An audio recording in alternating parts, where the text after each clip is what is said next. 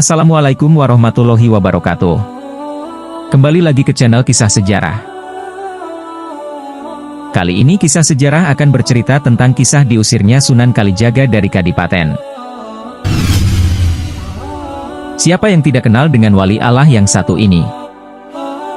Beliau sangat dikagumi semua orang. Sunan Kalijaga bernama asli Raden Sahid. Beliau ini adalah putra dari Adipati Tuban yang bernama Tumenggung Wilatikta. Tumenggung Wilatikta seringkali disebut Raden Sahur. Walaupun dia ini termasuk keturunan Ranggalawe yang beragama Hindu, tapi Raden Sahur sendiri sudah masuk agama Islam. Sejak kecil Raden Sahid sudah diperkenalkan dengan agama Islam oleh guru agama Kadipaten Tuban. Tetapi karena melihat keadaan sekitar yang kontradiksi dengan kehidupan rakyat jelata, maka jiwa Raden Sahid berontak. Gelora jiwa muda Raden Sahid seakan meledak-ledak manakala melihat praktek oknum pejabat Kadipaten Tuban di saat menarik pajak pada penduduk atau rakyat jelata. Rakyat yang pada waktu itu sudah sangat menderita dikarenakan adanya musim kemarau panjang. Tambah semakin sengsara, mereka harus membayar pajak yang kadang-kala tidak sesuai dengan ketentuan yang ada. Bahkan jauh dari kemampuan mereka. Seringkali jatah untuk persediaan menghadapi musim panen berikutnya sudah disita para penarik pajak. Walaupun Raden Sahid putra seorang bangsawan, dia lebih menyukai kehidupan yang bebas, yang tidak terikat oleh adat istiadat kebangsawanan. Dia gemar bergaul dengan rakyat jelata atau dengan segala lapisan masyarakat, dari yang paling bawah hingga paling atas. Justru karena pergaulannya yang supel itulah dia banyak mengetahui seluk-beluk kehidupan rakyat Tuban. Singkat cerita, Raden Sahid ingin mengurangi penderitaan rakyat. Niat dari Raden Sahid untuk mengurangi penderitaan rakyat sudah disampaikan kepada ayahnya, tapi tampaknya ayahnya tidak bisa berbuat banyak. Dia cukup memahaminya karena posisi ayahnya sebagai adipati bawahan Majapahit. Tapi, niat itu tak pernah padam. Jika malam-malam sebelumnya dia sering berada di dalam kamarnya sambil membaca Al-Quran, maka sekarang dia sering keluar rumah. Pada saat penjaga gudang Kadipaten tertidur lelap, Raden Sahid mengambil sebagian hasil bumi yang ditarik dari rakyat untuk disetorkan ke Majapahit. Bahan makanan itu dibagi-bagikan kepada rakyat yang sangat membutuhkannya. Hal ini dilakukan tanpa sepengetahuan mereka. Tentu saja rakyat yang tidak tahu apa-apa itu menjadi kaget bercampur gembira karena telah menerima rezeki yang tak terduga. Walaupun mereka tak pernah tahu siapa gerangan yang memberikan rezeki itu sebab Raden Sahid melakukannya di malam hari secara sembunyi-sembunyi.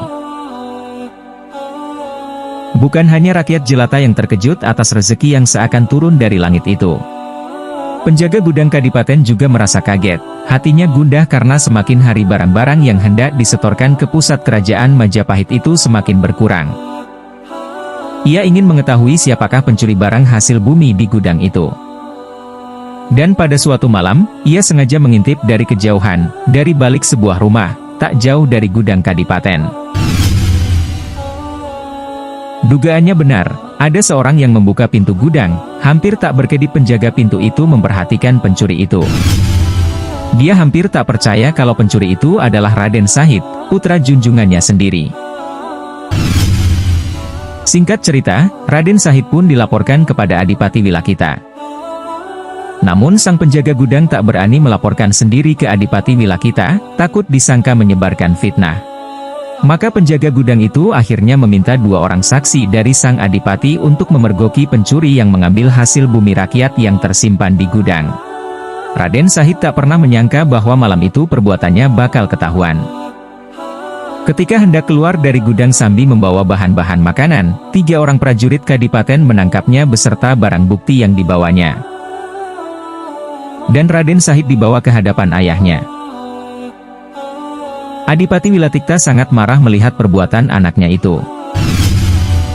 "Untuk apakah engkau melakukan semua ini anakku?" ujar Adipati Wilakita.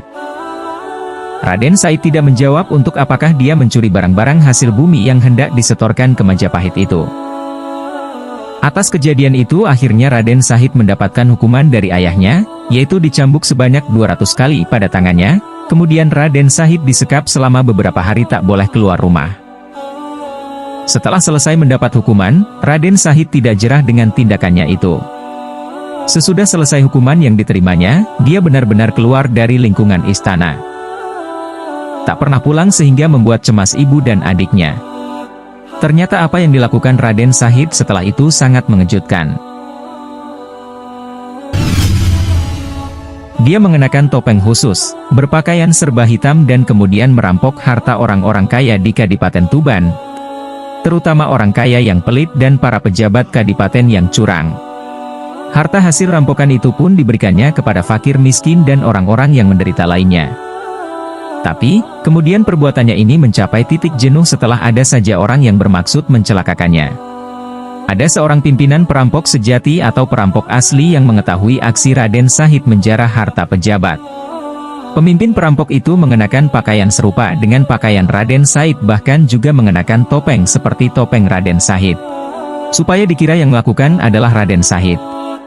Pada suatu malam, Raden Syahid yang baru saja menyelesaikan sholat Isya, mendengar jerit tangis para penduduk desa yang kampungnya sedang dijarah perampok. Dia segera mendatangi tempat kejadian itu. Begitu mengetahui kedatangan Raden Syahid, kawanan perampok itu segera berhamburan melarikan diri. Tinggal pemimpin perampok saja yang sedang tengah terlihat menodai seorang gadis. Raden Syahid pun mendobrak pintu rumah itu dan di dalam kamar terlihat seseorang yang berpakaian seperti dirinya, juga mengenakan topeng serupa sedang mengenakan pakaiannya kembali. Rupanya dia telah selesai menodai si gadis itu. Raden Syahid berusaha menangkap perampok itu, namun pemimpin perampok itu berhasil melarikan diri. Tiba-tiba saja terdengar suara kentongan dipukul bertalu-talu hingga penduduk dari kampung lain pun berdatangan ke tempat itu. Pada saat itulah si gadis itu memegang erat-erat tangan Raden Syahid. Raden Syahid pun menjadi panik dan kebingungan. Para pemuda dari kampung menerobos masuk dengan senjata terhunus. Raden Syahid ditangkap dan dibawa ke rumah kepala desa. Kepala desa yang merasa penasaran, mencoba membuka topeng yang ada di wajah Raden Syahid. Begitu mengetahui siapa orang di balik topeng itu, si kepala desa menjadi diam seribu bahasa. Mas sekali dia tak menyangka bahwa perampok itu adalah putra Adipati Wilatikta, yaitu Raden Syahid. Gegerlah masyarakat pada saat itu, Raden Syahid dianggap perampok dan pemerkosa. Si gadis yang diperkosa itu adalah bukti kuat dan saksi hidup atas kejahatannya. Sang kepala desa masih berusaha menutupi aib junjungannya. Diam-diam ia membawa Raden Syahid ke istana Kadipaten Tuban tanpa diketahui oleh orang banyak. Tentu saja sang adipati menjadi murka. Raden Syahid yang selama ini selalu dia sayang dan selalu dia bela, kali ini telah membuat hati ayahnya marah. Singkat cerita, Raden Syahid diusir dari Kadipaten. Pergilah dari Kadipaten Tuban ini. Engkau telah mencoreng nama baik keluargamu sendiri. Pergi.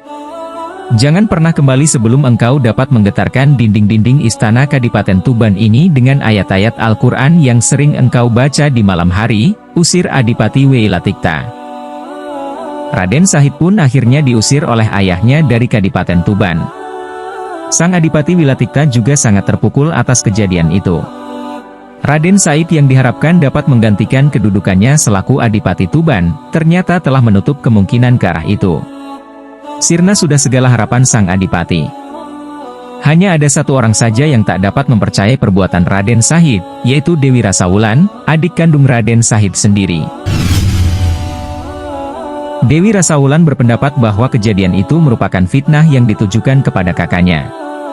Ia berpendapat bahwa Raden Syahid itu berjiwa bersih, luhur dan sangat tidak mungkin melakukan perbuatan keji seperti itu.